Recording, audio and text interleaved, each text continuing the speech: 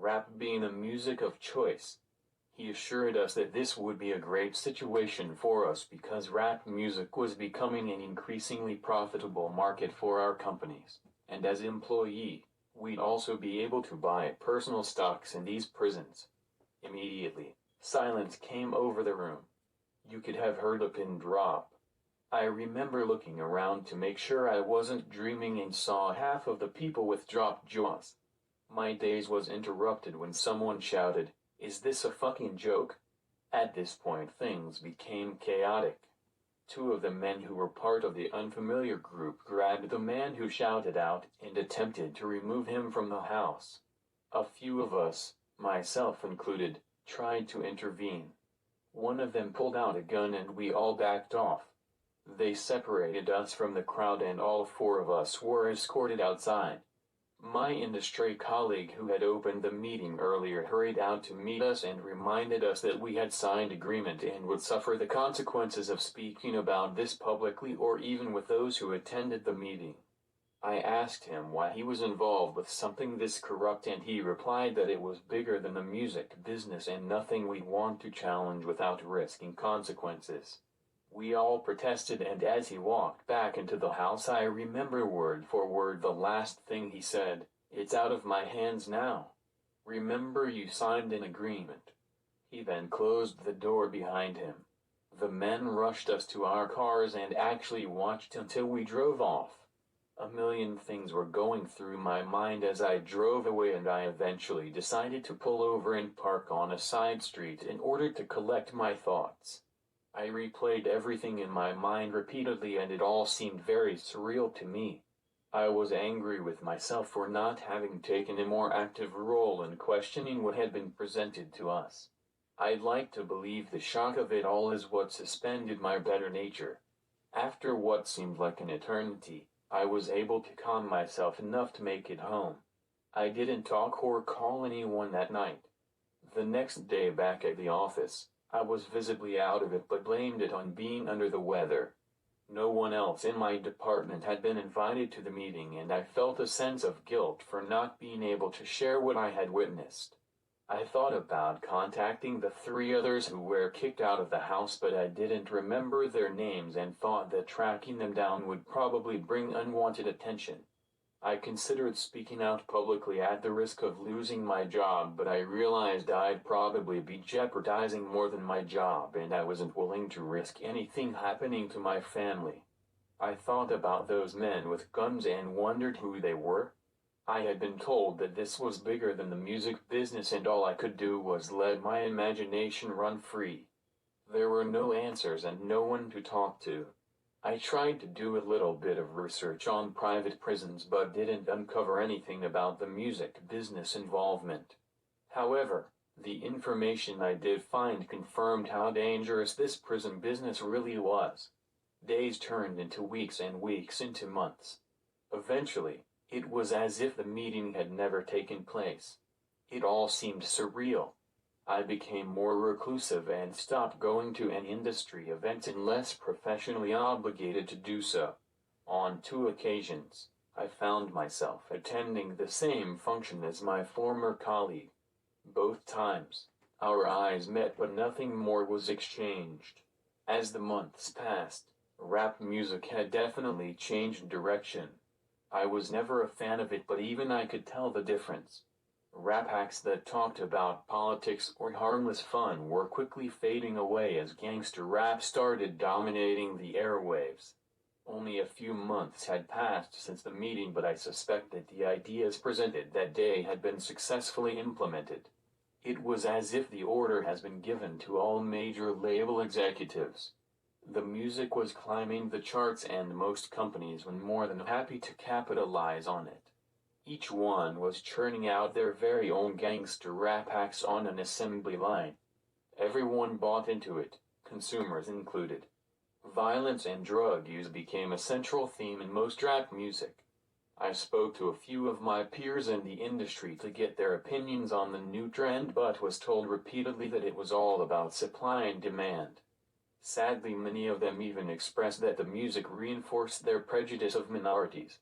I officially quit the music business in 1993, but my heart had already left months before. I broke ties with the majority of my peers and removed myself from this thing I had once loved. I took some time off, returned to Europe for a few years, settled out of state, and lived a quiet life away from the world of entertainment. As the years passed, I managed to keep my secret, fearful of sharing it with the wrong person, but also a little ashamed of not having had the balls to blow the whistle. But as rap got worse, my guilt grew. Fortunately, in the late 90s, having the internet as a resource which wasn't at my disposal in the early days made it easier for me to investigate what is now labeled the prison industrial complex. Now that I have a greater understanding of how private prisons operate, things make much more sense than they ever have.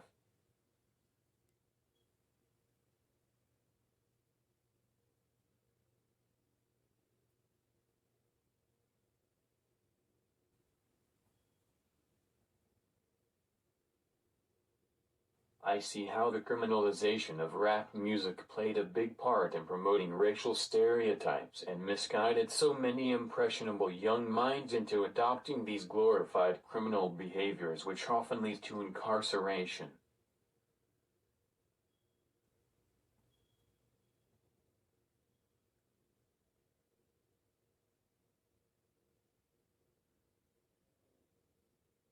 20 years of guilt is a heavy load to carry, but the least I can do now is to share my story, hoping that fans of rap music realize how they've been used for the past 2 decades.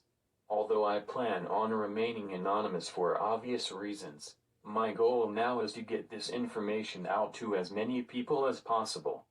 Please help me spread the word.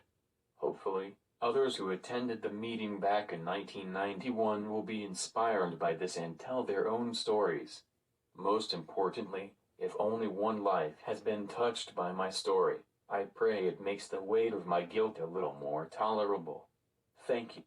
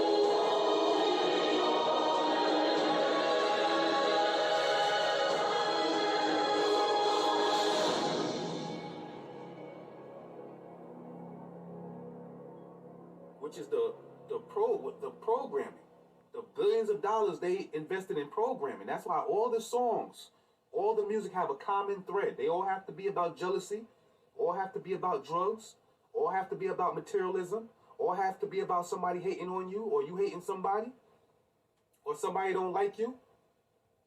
Almost none of the songs are positive. Why? None of them. You know what I mean? Other than that, all we have is sports. And all the athletes have to sign contracts. You know what I mean? And they turn into the pets of Caucasians.